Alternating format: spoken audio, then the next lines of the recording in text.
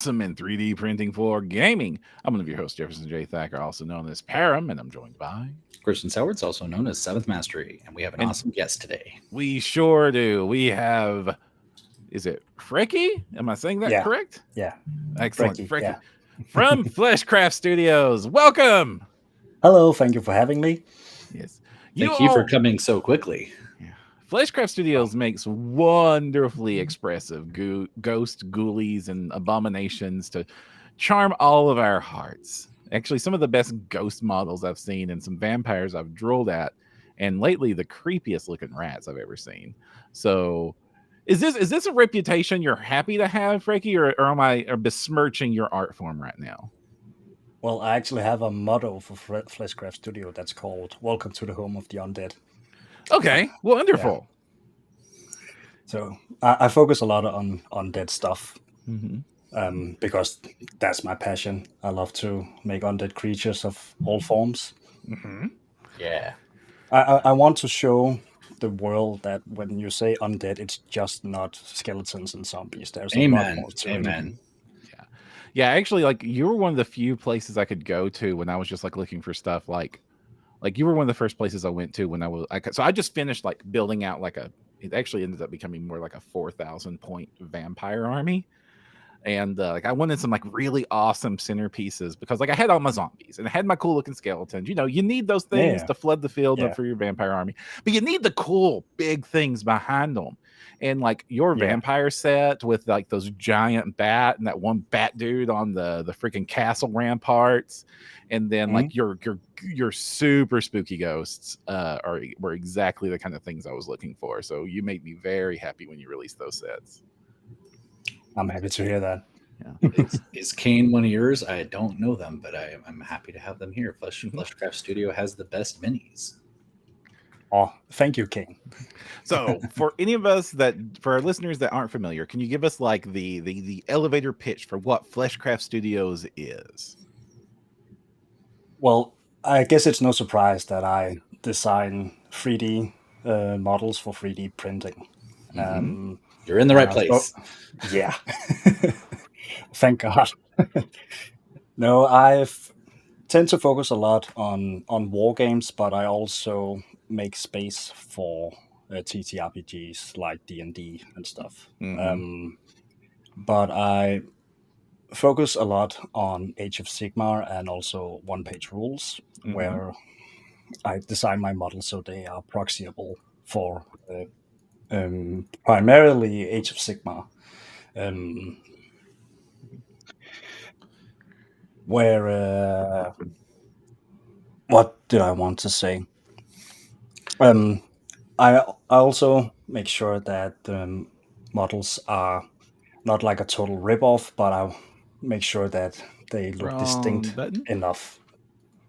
Yeah. Oh, that's one of the things that are like super characterful. Like I Oh I yeah. love that I can, because I usually use stuff for D&D, right? Mm-hmm. Yeah, And I get your stuff. I printed a bunch of ghosts, but I was like, wow, I'm basically making a night gaunt army. Is that what it's called? yeah, Nighthaunt. Yeah, Night Haunt, yeah. So I was like, that, yeah, like, I didn't even mean to do this, and I'm halfway there already. And I was like, it was so cool to just kind of get this multi-use. But they're flavorful enough that on an RPG tabletop, they look amazing. They can be like centerpieces, just two or three of them. Look like, mm, even boss level, even some of just your rank and file stuff is just so like character driven and just gruesome in the best way. mm.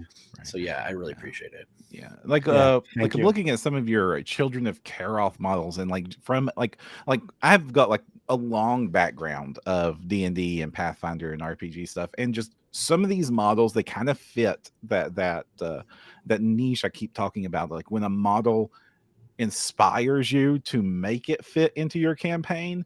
So like Mm, when you have this undead abomination with 14 arms that is on a centipede of fingers playing a bone organ made of teeth, I'm going to that is going to haunt my players' memories for all of eternity for whatever horrific encounter that thing shows up into.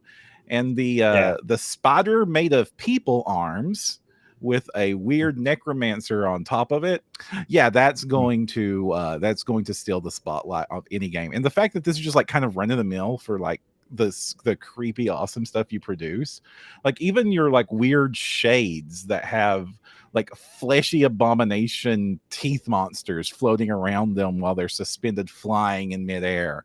Like this is definitely more in the Christian camp of models than the Param camp. It's like if you're not familiar with the show, like I'm like, ooh, look at this very cute looking hedgehog people with swords, and they're awesome. And then Kristen's like, here's the tentacle monsters of abomination that I'm printing this week. But every now and then I need some tentacle monsters of abomination too, and you're one of the first stops. And like I said before, like when I'm building my big vampire army, like a lot of models were super useful for filling that out. Yeah, in addition to Kane, we have What a Yog and Like a Ninja both saying hi, and appreciate you all being here. I'm running this big RPG campaign, and one of the things I focus on is a dying world, and it was ruled by 9 families of sorcerers. And I was like, is it possible to make 9 families of undead sorcerer kings distinct? And then I found your stuff, and I was like, oh my God, I can totally have. It's possible. It's possible, and it's awesome, and like it's so flavorful, because I was like, I'll have some of them have these elemental themes. I'm like, here he has these elementally themed undead, and I'm like, oh, and this one's like an artificer. I'm like, oh, those they are. And so like I ended up using, I was expecting to have to go to a different Patreon for each family, and I think 7 of them are based off of your stuff. Wow. Yeah, so it's just like it's been crazy cool. And that's like, so nice to hear. Yeah, and I have this massive undead army that I can use for wargaming now that I didn't like. It was just kind of an accidental make, which was beautiful. Oh, absolutely. Now, I'm kind of in a weird place with the whole D&D and wargame stuff, because usually when you want to design something, you are designing it for your own world, your own brand and stuff. But the last year, I have been in a place where my models are incredibly flexible. Like they can be used for so many things. So like you mentioned, you printed my models for D&D, but in the end, you almost had like a whole Nighthaunt army, and that's just great. Yeah, it's perfect, and like, you know, just such great use that I can use them to proxy for Warhammer. I can play OPR with them. I can make a skirmish team that looks like there's, you know, really cool individual characters, and then I can use any number of them in different varieties to populate whole dungeons that are themed. And it's just like, it's so versatile. It's such a great product, and like you can just feel the love for the genre and the vibe, right? Yeah, like there's some artists in this field that like are kind of flavor of the week, or that kind of like go cover a lot of ground. Like they try to hit as many niches and possibilities as possible. And some of them that I really beloved, like Titan Forge. Like I love Titan Forge's stuff, but like month to month, it's going to be like vastly different what I get from this month and I'm getting next month. And then I come to like artists like you and Bastarium, where it's like, I'm coming to you because I know what I'm getting, and I know you're going to do it right. Yeah. Good. That is my goal, so I'm happy to hear that. It's funny because I'll you know, the trends happen, right? Like, you know, back when the new dwarf army was announced, was a year or 2 ago, and suddenly everybody was doing dwarf sets, right. And I was like, unsub. I only need one of those usually, right? And so I was like, okay, I have all this extra, like, you know, whatever, and I'd always go back, okay, what's you know, Fleshcraft doing? And I'd be like, oh, I'm still subbed to them or whatever that month or whatever, and then hey, what's the start doing? And I keep coming back to y'all, because even in your wheelhouse, your stuff's distinct every month, right? It doesn't feel samey at all. Yeah, I'm like Chris. I'm surprised you keep finding new flavors of creepy, nasty goodness to keep bringing me every month. Well, that's the thing. I usually look at an army and then I think, how can I make that army look horrible in another way? Like I know what I'm supposed to make, like for the next year or something, and a lot of it is also thanks to my lovely community. They are incredibly creative, and I love talking with them about concepts, and they give me a lot of feedback as well. So like for starters, we take a lot of the Age of Sigmar factions, and then we say, okay, how can we turn this faction into something more undead like? An example is with the Children of Charon, who was already an undead faction because of the Ossiarch Bone Reapers, but I simply just said, what if I take that faction, take out the bone, and just add flesh. How will that look like? Somehow And even creepier than the giant bone monsters. yeah, exactly. And it went perfect. Now, I do have the Unholy Ascension, which is my version of the Nighthorn, which ghosts are ghosts. Mm-hmm.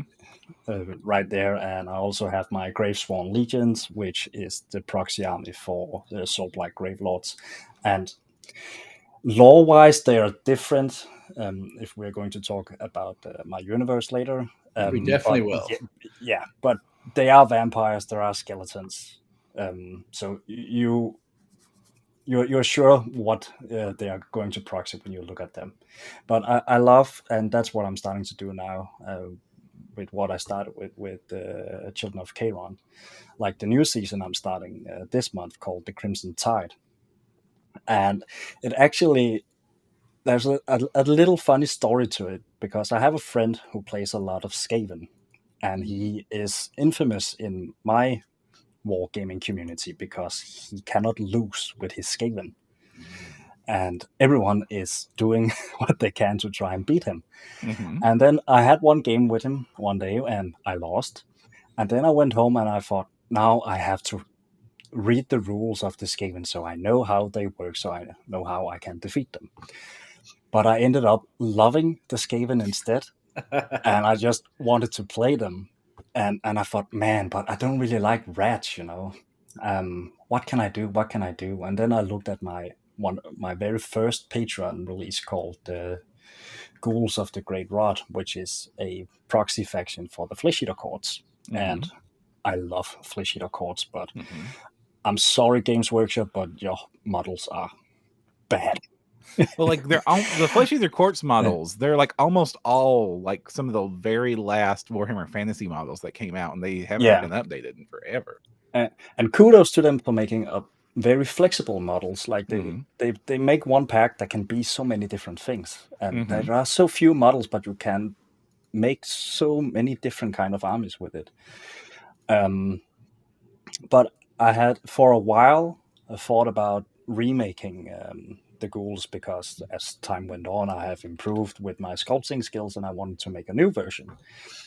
But then when I looked at Skavens, I thought, wouldn't it be cool to make a Skaven faction, but with ghouls instead of rats? And then I thought, oh my god, I can take Flesh Eater Courts and Skaven and make my own faction. And then I'm going to cover every single model from both factions.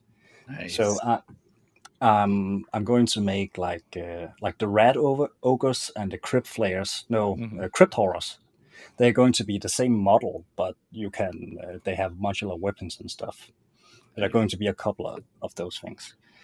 And for the future, we also, I'm ping ponging with my community, and we are thinking like, well, what about Stormcast? Can we take? Oh yes. Oh my I would goodness. love to see you take on Stormcast.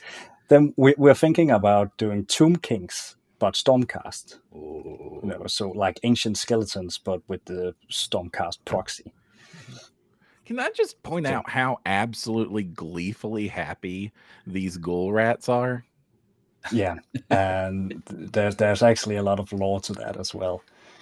Like you've given this one a Gatling gun on wheels, so I understand. Like anybody firing that should be gleefully happy, but it just He's makes the me happiest boy. smile when I see it.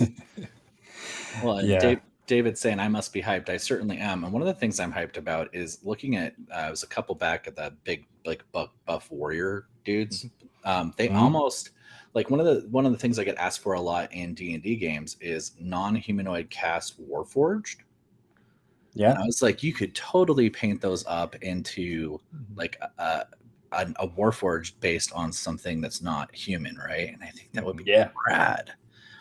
And yeah, so like again, there's just so much multi-use going on here. Wait, how did your build plate break of all things? Someone's build plate broke? Kane earlier here. I can't wait to print your vampire bust. My build plate kind of broke. Ah, But the replacements, Kane, please, the goodness, tell me, how did you break a build plate? That thing is made of steel and hatred. okay. The school just got stripped.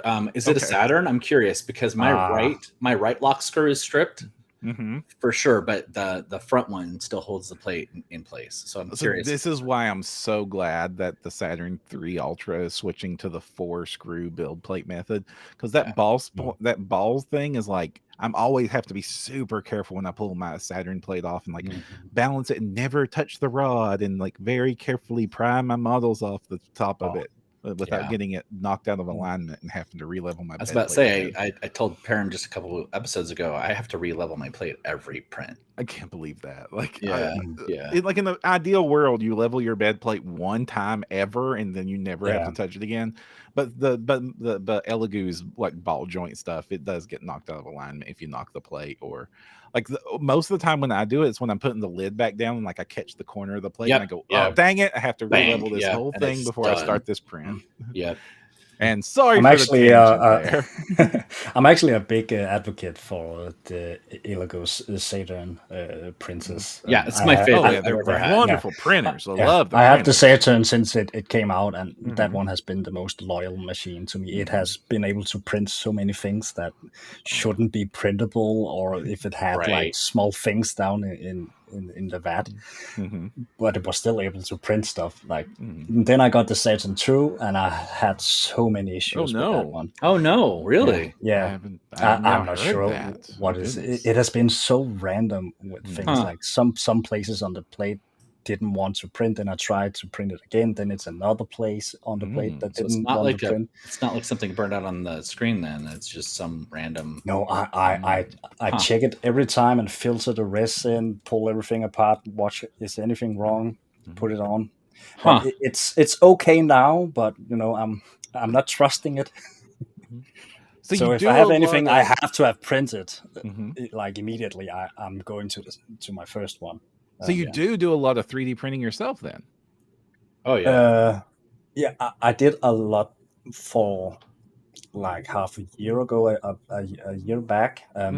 But now I have one that prints and paints for me and sends the miniatures to me, which is called Kitsune and Fox. You can all check her out on Instagram and such. She's very talented.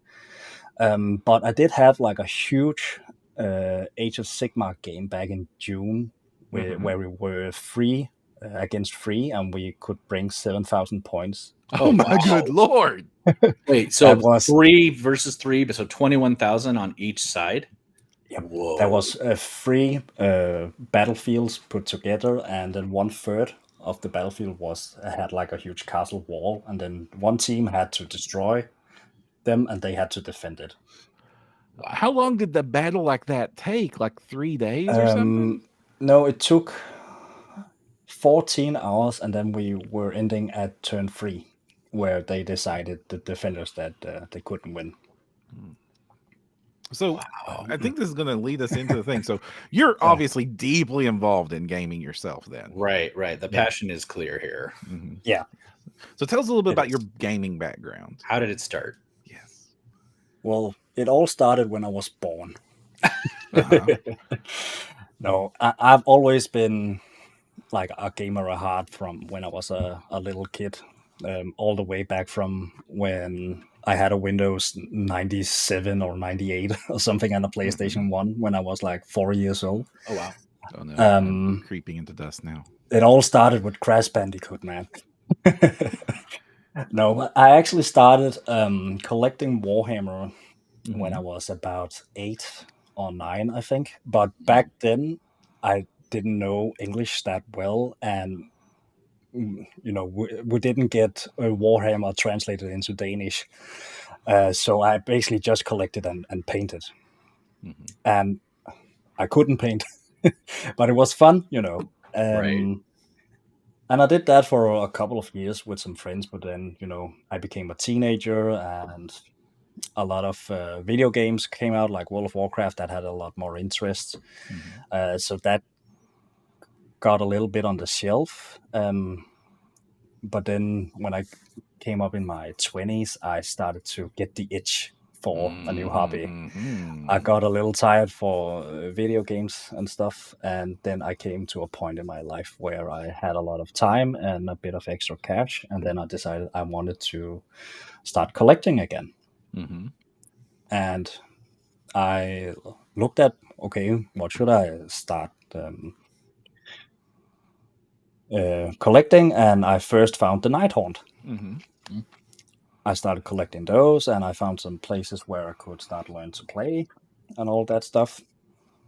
And then I was completely addicted to the whole thing. And So then what I've drew been playing you since to then. the undead side of things? Like when you played Warcraft, did you play an undead character? Oh yeah, Of course you did. Of course you did. I have always been attracted to undead and monsters. Like if you would look at my kids' drawings when I was little, it was full of monsters. I had like a binder with Me Bugs too. Bunny on the cover, and Mhm. I drew teeth on him and horns and stuff. So monsters and all of that stuff has always been a thing for me. And playing video games, if I can play the most edgiest villain type of character, I would play that in an Sure. instant. And today I have just chosen to consume that essence of edginess and villain. So if my friends are showing me a new game, like, hey, check out this game, it seems pretty fun, and the first thing I ask is, can I be a necromancer? Because then I'm not interested. Right. So you must be Right. liking Baldur's Yeah. Gate 3 then. Oh yeah. And I have convinced my girlfriend to play it with me too, so Oh, we're very having cool. a lot of fun. Yeah. Yeah. Diablo then too. Yeah. Like I played Necromancer and Diablo was my main forever. Yeah. Necromancer. But I don't have that much time to play video games anymore. Me Now either. we are dedicating time for Baldur's Gate because Mhm. it's D&D. That's It's fun. cool that you're doing it The together. curse of being involved in the game industry. You stop having Yeah. time to play the games you make. Yeah, exactly. So But let's we talk are about that. also we're also playing D&D like Mm. once every month with a group of friends, and we have 3 campaigns running at the moment. So it switches with Wow. who's the DM and all of Mhm. that stuff. Very cool. Well, That's my jam. I play Yeah. D&D with at this point I think about 7 or 8 different groups. mhm. Wow. Yeah. Wow. Yeah, Kristen's a machine. I can't believe how much you play. Well, my craziest new thing is I'm literally doing one shots with as many people on TikTok as want to play D&D with me. Mhm. So I've already Ah. hit like 20 or 30 people that have started games or making their characters, and then I had 200 people sign up. So I'm going to see if I can get through them all. Oh wow. Yeah. So Awesome. So how did you go from loving games to like making your own miniatures? Like what was this is not your typical career path. So I'm always curious how people get into this. Not at all. Yeah. Well, Hello, Blam. I have tried out a lot of different careers in my life from after school. Mhm. I have tried being a chef. I've tried becoming, I believe in English is called a drafter as well. Okay. Lots of different types of work, just to make ends meet. Mhm. But then I also took an education as a multimedia animator, Mhm. where I basically just learned to animate in 2D. I worked for a company for 3 years that basically made me make educational small short videos for education for kids. So Cool. very kid friendly 2-minute videos for different subjects and stuff. Very little room for Um, necromancy there. very little. And that education could give me a job in Aldi. Because Denmark is very little and we don't have a lot of companies that does game development. I really want to get into game development at first, because Mhm. at that point 3D printing was very new, and people weren't thinking in that kind of thing as a career. Thanks, So yeah, so at the same point I started collecting Nighthaunt, I was also playing Total Warhammer 2. Okay. And Yes, I love, yes. yeah, That was actually, I started playing with Total Warhammer 2, and then I thought, I want to collect the real thing. But I played a lot of Vampire Coast faction, and Oh, you have to kit bash all that. yeah. Well, but not in the game, not online. You didn't. Well, Right. don't worry, Vampire Coast is coming to Fleshcraft Studios. Yes, yes. Not surprised. Oh, No. Like a Ninja says, you talk like you're 50, but you look barely 20s. And I'm just going to say that's the glory of Undeath, I suspect, is what's keeping him so young. Yeah, I make sure to eat one soul every day. I love it. Oh, thank you. But I was a really big fan of the Morngul model, and that model was the thing that started it all. Oh, I can see my girlfriend has joined the chat. Riffrin. hello. I don't know. We're kind of pro beard here, Riffrin. So I think we're fine with the beard. I lose about 10 years just shaving this.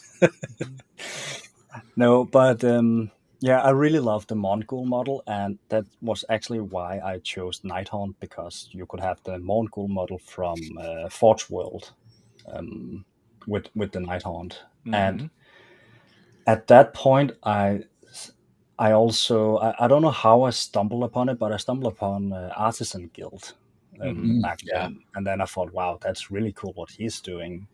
So you can actually 3D print those. That seems cool. Yeah, that's a dangerous thing to discover. Exactly. But then I didn't think much more about that. But I did have some experience with 3D sculpting, and that was actually the thing I wanted to do in the game industry. I wanted to create characters, sculpt them, and all that stuff. And then I thought, I really hate how the Mongol doesn't look like the Nighthaunt models. I mean, we have the floating sheets with the Nighthaunt, but the Mongol looked more like a ghoul. Yeah. So I thought it could be fun to try and sculpt my own Mongol, which is my very first model called the Wargeist. It's a huge ghost instead with big claws and all that stuff. And I was in a couple of Nighthaunt groups on Facebook and stuff, and then I posted that model, just like a screenshot of the 3D model. You have just done something to my brain. I've always looked for games. I've never thought to look for a specific army. There's groups that are just devoted to one army. Yeah. No idea. That's so obvious now that you say it. But sorry, I didn't mean to interrupt your story. Go on. But yeah, people talk about tactics and they show their paint jobs and all that stuff. Oh yeah, yeah. What's the name of this model? I'm trying to pull its picture up. Volkgeist, I think he said. Wargeist. Volkgeist. How do you spell that? It's a VORGEIST. There we go. Okay, I was trying to make it VOLK, so that was my bad. Oh, there that critter is. Let me pull her out. Let's see it. I want to see it. If this is your first model, we people should see it. My very first model back then. Okay, it's nice and creepy, and honestly, if this is your first freaking model, wow, this is already better than most. Yeah, for listeners, it's got chains holding it up here. The sculpt is and this is something you do in a lot of your stuff. The support of the physics of the model is so cunning because it looks like it's hovering there, right? But it's actually held up by it, and that's just genius the way you work it in there. I love it. And yes, Blam, he said he's from Denmark. He is from Denmark. Yes, I am from Denmark. Like most of my DNA is from Denmark also. Yes. That's awesome to hear. I hear more and more about Danish people being more out in the world. Yeah, I've never been. Nice to hear. Yeah. Never been. We've always been forgotten when we hear about stuff. People talk about Scandinavia or Europe and stuff, and we're sitting here at home like, what about us? But I'm hearing a lot more about Danish people everywhere, so that's lovely. But yeah, back to the story. The Wargeist, yeah. Fun fact, I didn't have a drawing tablet back then, so I actually made that model with the mouse. Oh my good Lord, how? Whoa. I don't know. Like I wouldn't, when I'm just doing this as a side hobby, and I couldn't handle it with just a mouse. I went out and got this darn tablet I'm streaming on. Yeah, I can't tell you how I did it, but I did it. Also, the Gravemore model, that was like an upgraded version of the Wargeist that Mm-hmm. I made as the second one. But yet, then I posted that model into those Facebook groups, and people went completely nuts over it. They For told good asked, reason. It's so yeah, awesome. they asked if they could buy the STL so they could print it, and that's when I realized you can actually live by doing this. You can actually earn money by making these models for 3D printing, and then I got a little more into it, and I think it took like a year before I was working at a job as a drafter when I took the leap and quit, and then I started working on my first Kickstarter called Spawns of the Great Rot, Mm-hmm. which were one of my very first Oh, yeah. ghosts. I pledged in on that. Mm-hmm. You really? Yep. I'm happy to hear. Heck, I think I shouted out to Kristen about it when it came out. I was like, "Look at these! They're awesome!" I think so. Thank you. Yeah, like like that. You were like one of the first people to get like ghosts right in the 3D printing Yeah. space. I was like, "Oh, these are the perfect ghost!" And like, honestly, like, yeah, they looked like the Night Haunt, but like they reminded me of the ghost out of the Frighteners, and that was like, I don't know if you've seen that terrible punny horror movie. No, I am apparently very uncultured when it comes to movies. I don't watch movies. Yeah, well, they look like your ghosts. That's what, like, the ghost in Yeah. that movie looks like your ghost, and like it's a Mm. Michael J. Fox, not a great movie, Oh. but it's one of the earliest CG horror movies. But they Yeah. had really cool looking ghosts. Well, that's also one of the things I focused a lot about with my ghost was the whole balancing act, like making sure that the model looked like it floated, but it didn't tilt or anything. That was an incredibly fun challenge to make with the ghosts. And then when I came back to Ghost again with the Unholy Ascension, I had even more fun and I had more experience. So I'm really proud how the Unholy Ascension Ghost turned out. Yeah. Speaking of which, not only Yeah. do you do all this variation within that kind of undead horror wheelhouse, but you definitely have a very strong packaging, the 3-month seasons, and very clearly have a lot of lore or story, I think, behind these characters. So I think maybe we should talk about how your world works, where it came from, and hear some about it, I think. Yeah. First, it just started with me making small descriptions of every character I made. Just to, and that was not for my own universe. It was mostly for people having like an idea of how this character worked in their own setting. Mm-hmm. But as time went on, I started having like a lot more descriptions and stuff more fleshed out. And then one guy, which is one of my members, he DM'd me and said that he had written a small novel for my Unholy Ascension Ghosts. Huh. Wow.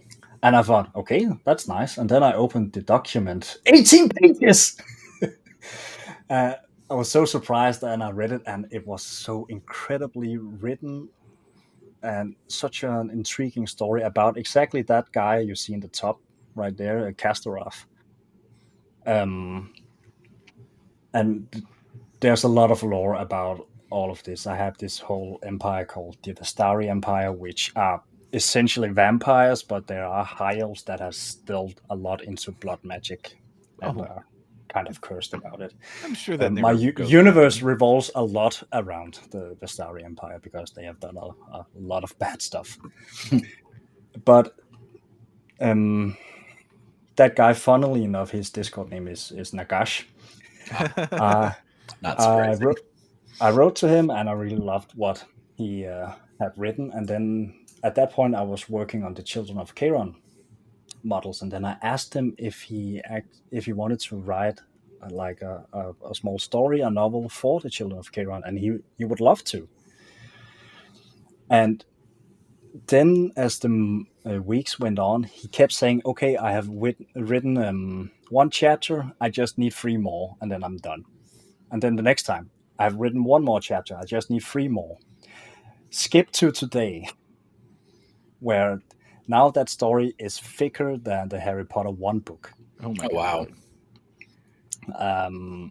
And that has just opened up for so much. And we also have Dragon's Greed here in the chat, I can see. He has also helped me a ton with the lore and story. He's also incredibly talented when it comes to all of that stuff.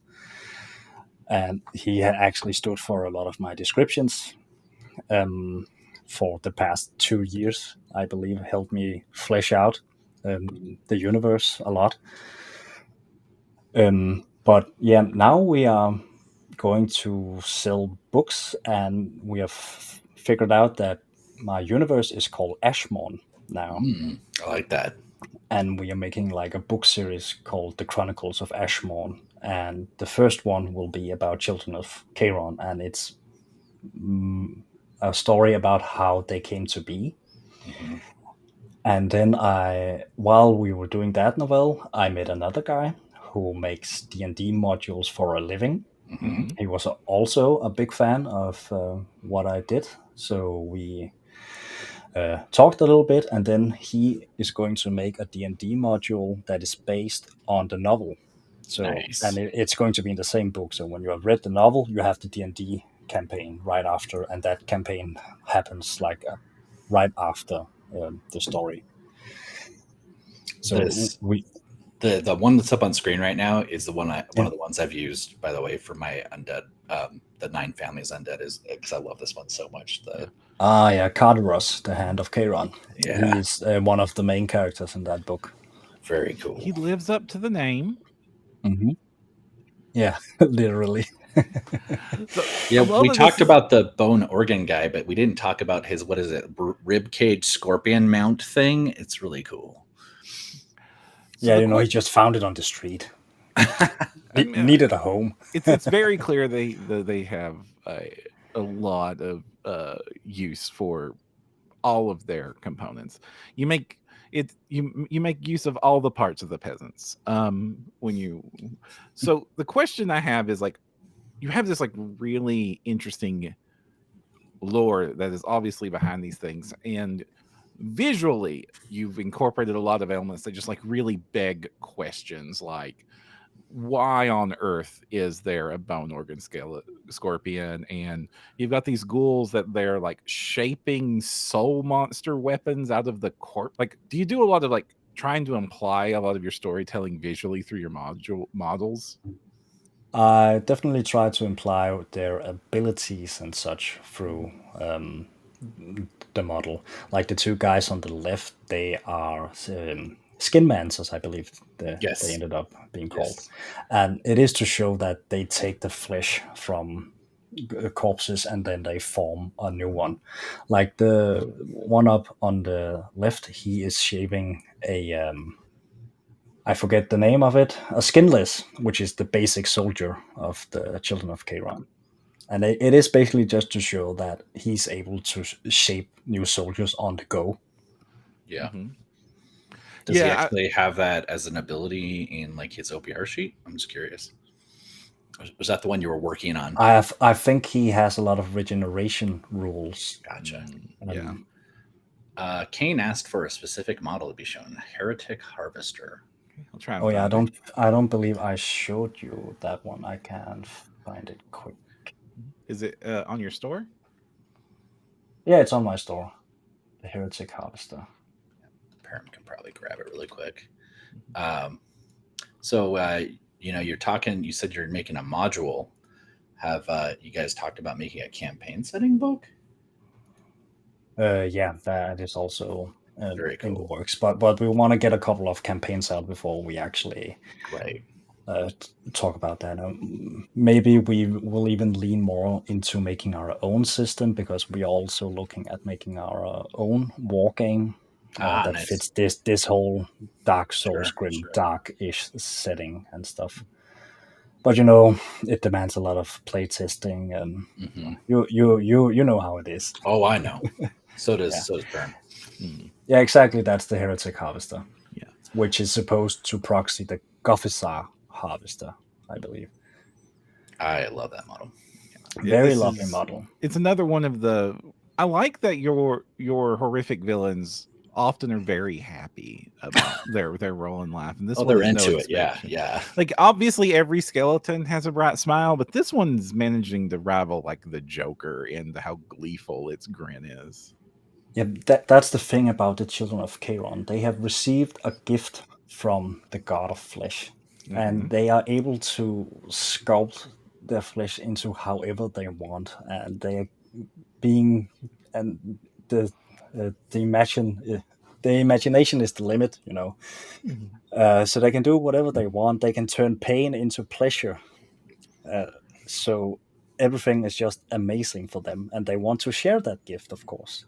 Of course, like Why you don't wouldn't want you to be want to? selfish with them. Yeah. Why wouldn't you? Yeah. Yeah.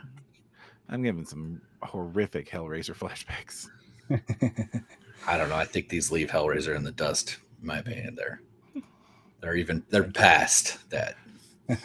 Well, like you're talking about like But doing your own system maybe and working on your own world, but you're also like having to do that balance between like making where you talk about like things being proxies and using them in other games and using them in OPR and using them in Age of Sigmar. Like, how does that balance go for you? Because you obviously have this very strong creative drive to like make these really cool original critters, and then you have to kind of like force them into an archetype that is useful for people that play these other games.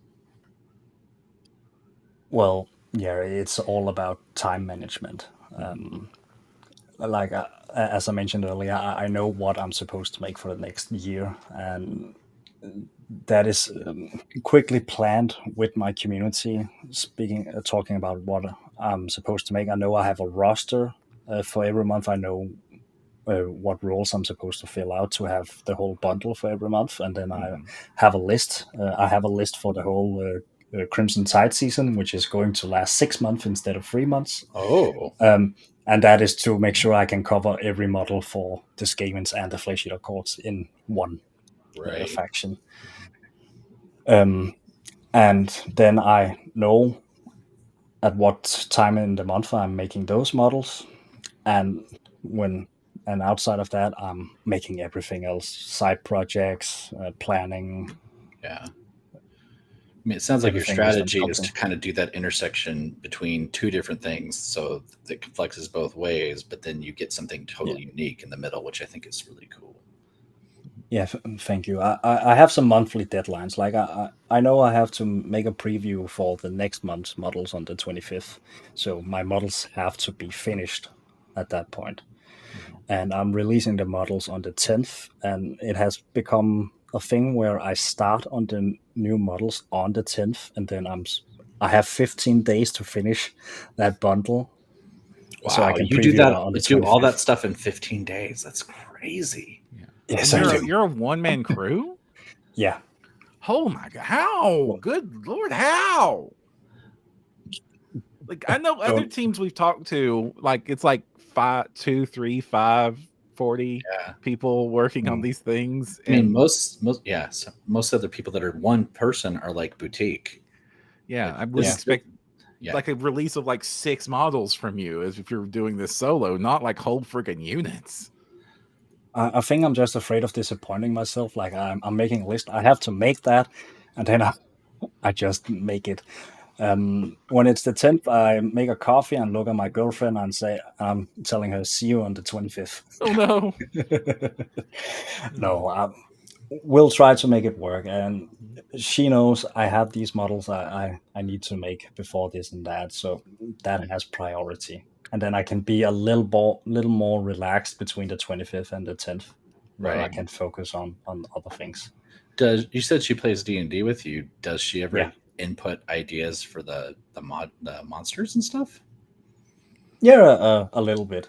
A little bit. She's not that into wargaming, Ah, that whole spiel, but she likes the universe and she comes up with ideas and stuff. And she also, funnily enough, has a lot more um, knowledge about anatomy.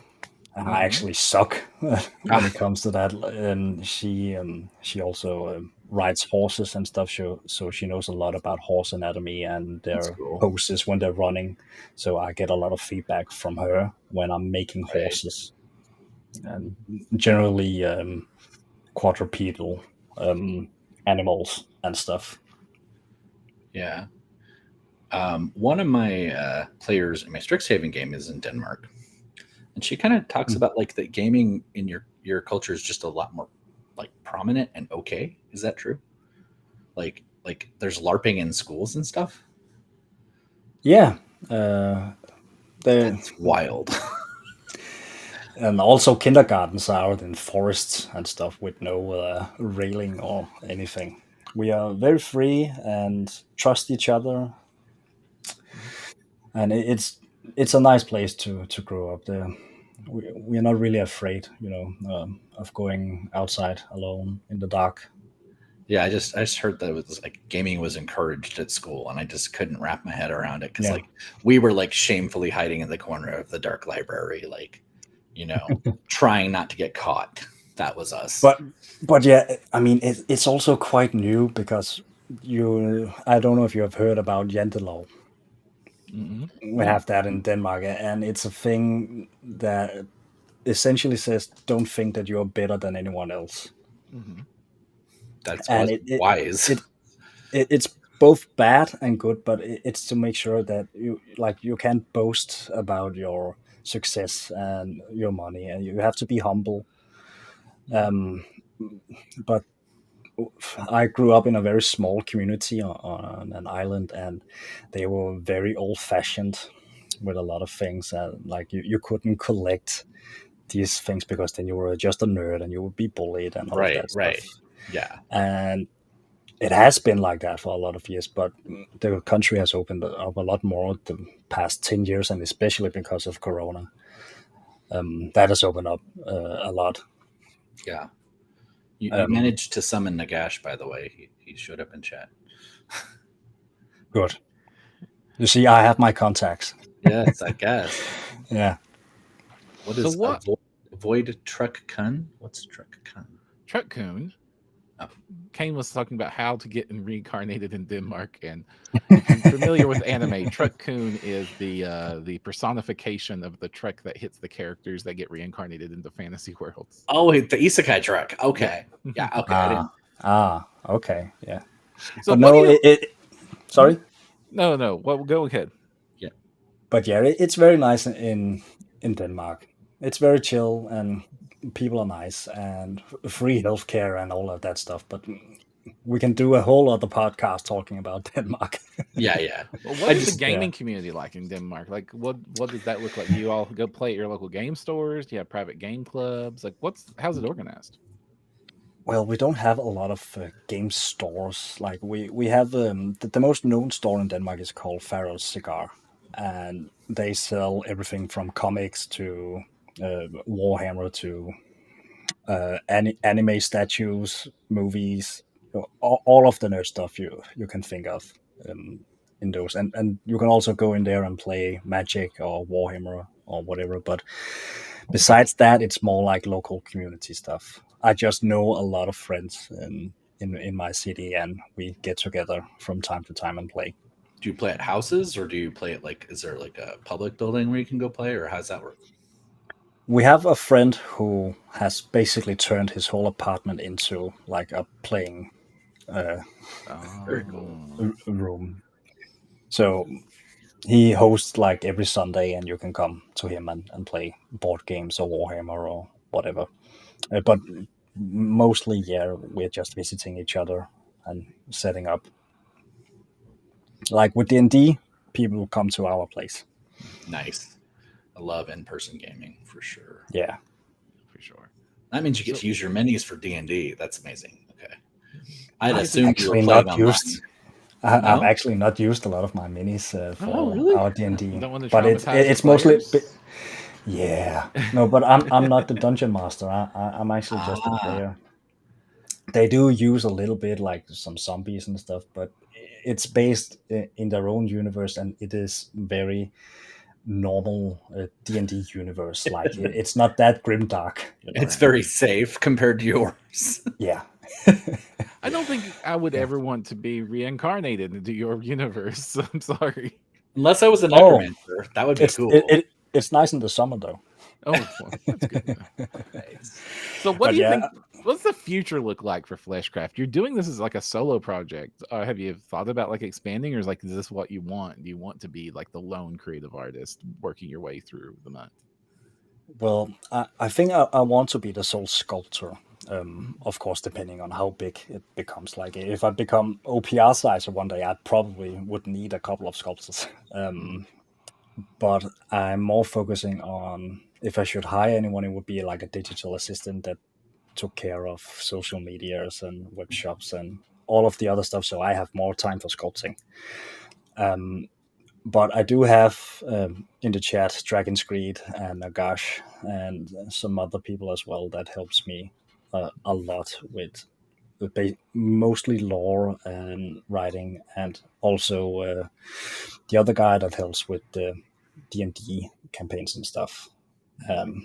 I'm extremely thankful for having them to help me. But yeah, in the future, if like we are planning to release the book in December, and then we're going to have like the book is going to be the main focus, and then as an add-on, I'm going to sell the Children of Charon models along with it because they are supposed to they fit with the book. Right. But since they're already released and they have been on Patreon, I don't feel like I can resell them on Kickstarter because it's usually like new projects and such. But no, we have like 2 or 3 more books we are planning. I have my previous Kickstarter was one called Dormant God, where I made a ton of demons. And back then we were planning to make a whole D&D campaign from level 1 to 16 based on the models I made for that. Right. But then the project was put a little bit to the side because of the open gaming license incident back in the start of the year. Mm-hmm. Yes. That was disruptive to the industry. Yeah. Let's not talk about that at all. Yeah. But 12 years of my life nearly thrown into a fire. I understand. Yeah. But we're picking it up again, and the guy who's working on the Children of Charon campaign, I asked if he could, because he's more experienced and he would love to, but that's going to be after. If I can give you a bit of Kickstarter wisdom, definitely have those STLs as an add-on. Yeah, that was the thought. Just make it sure. And then probably like an all-in thing where you get the book and all of the models. And if I have the time, I'm going to make some exclusive Children of Charon models for the book, because there are some new characters in the book that doesn't have a model. And sold. Anyway. Awesome. But yeah, the focus right now is to grow the universe and fleshing it out. So to speak. And no pun intended, but get the groundwork done. And then from there we want to make a war game. We want to make our own TTRPG system that works for that world, and we have a ton of ideas, but yeah, it takes time. Any we've got 6 months of Crimson Tide, you said, right? Yeah. Any tease what's after that? Some kind of faction that is very happy for diseases. Okay. Oh, interesting. Okay. To be fair, they all seem to be very happy about it. So. Yes. Well, you have to be happy about something. Exactly. Just coincidentally, my I can't believe it's not Nurgle army is my biggest army. So anyway. But yeah, that's coming after. I actually have a town in my universe that's called I think it's called Pitchborough, which is from my January release in 2021. It was like a necromancer guy with a lot of zombies and stuff. Yeah. That whole town, the story about that town is him being a doctor that was obsessed with being immortal, and he actually managed to make a cure for mortality. And he experimented on a lot of people that already were dead, or inmates, people on death row. And he managed to create a lot of mindless zombies that were incredibly good at doing basic work, like cleaning the house, building a wall. And when people found out that there was suddenly a lot of horrible smells coming from his house, they put him into court, but he actually was able to talk his case and say, hey, why don't we try out having all of these zombies running around and doing all the dirty work for us so we can focus more on development on the city? An And untapped labor force. they ended up approving it, and now he's like a very high position person in Pittsburgh. And so we have this city where every household, even the poorest ones, have a zombie that I love cleans. I love it. There has to be an alchemist that's just like dedicated to potpourri there. Yeah. You just So, shellac them. You just shellac them on the outside, and it's fine. Yeah. I could imagine a very fun one-shot campaign for players coming into this city and just seeing zombies walking around and people giving it no mind. That's going to be some fun conversations. Awesome. All right, everyone. So we are coming up on time. Is there where Already? should Holy people go to find out and throw money at you to get these wonderfully horrific creative abominations? Well, as most creators, it is on Patreon or on my mini factory. I am working on getting my own website up and running, where I have my own web shop and subscription and all of that jazz. But yeah, I'm only one person. You're only one Stuff takes person. time. I feel your pain, good sir. Lots of plans, not enough hands. I haven't even launched my Patreon, and it's been sitting there like ready to go for 8 months, so I understand. Now, are you participating in the summer sale? I think I did. I know they asked me, and I believe I just said, yeah, sure.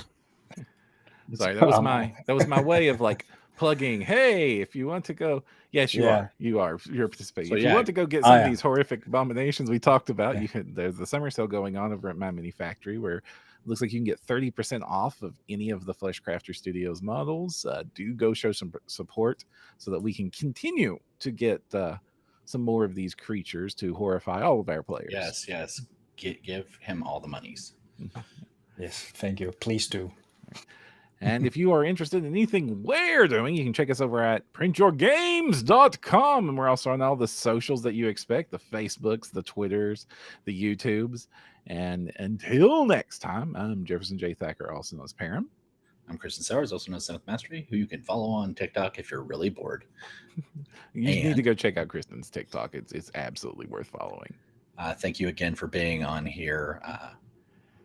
Representing your fantastic, horrible stuff. I love it. And for our listeners, don't forget to use your screen protector. Thank you so much, and thank you for having me. It has been an